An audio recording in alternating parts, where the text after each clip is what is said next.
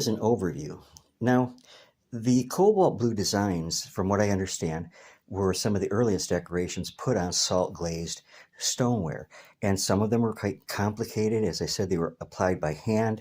They were done uh, from what I read with a blue ink, and then the glaze was put over it to make it permanent. And this one is one of my favorites that I found out there. This is a rim piece, and as you can see, it has a decorative incised band around it. And this would probably been part of a floral type design. Um, so that's really a cool one. Oh, and it is glazed on the inside with a brown. And as I said, it's a rim shard.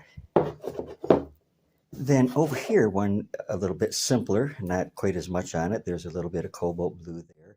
And here it has, this particular vessel had a uh, double incised bands around it. Again, it's a rim shard, and it is glazed brown inside. One of my favorites is this one because it would have been part of what I believe would have been a very complex design. And again, all done by hand, and just really beautiful. And it's glazed brown on the inside also. Another one that's would have been a little bit complex. I believe this would have been part of a bird. I know that one of the designs that were used early on was your, oh, come on. One of the designs, oh yeah, birds, chickens, such. And I have a feeling that that's what this one might have been.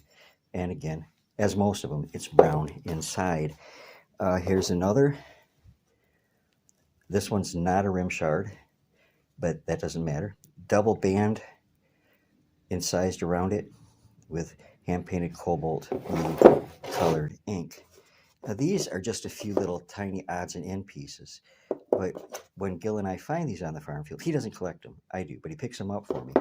Whenever he sees anything like this, he always picks it up to bring to me and see if I want it. And if it is indeed, if it does indeed have the blue on it, then yeah, I want it. Here's a piece. This is a rim piece again, brown inside. No incised lines around the top, but part of a cobalt blue design. Very nice piece. And together, these will make a very interesting collection to display, along with what information I have on Judge Albert Miller. Again, Judge Miller farmed this site back in, or homesteaded this site back in the 1830s. And so these could date back as far as him, and also they could date to a later occupation and up in through probably the 1880s. But I think the earlier date is the more accurate one. So I hope you enjoyed taking a look at these few pieces. I enjoyed showing them to you.